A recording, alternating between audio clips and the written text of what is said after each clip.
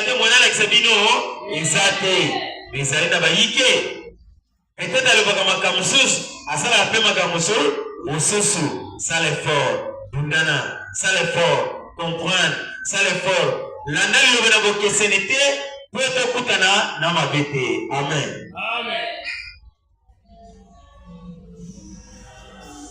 Amen. Vota keseni netikali.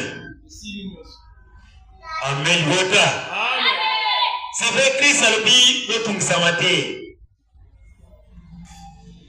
Christ alobi omitungisa te. Vous allez faire la difficulté na kata mitema te. Parce que makambo yambi eza makambo ya likolo. Pe alobi esenge nanga na kende. Nakende ko bokisa bino esika. Et puis alobi na kata na ndako na tata nanga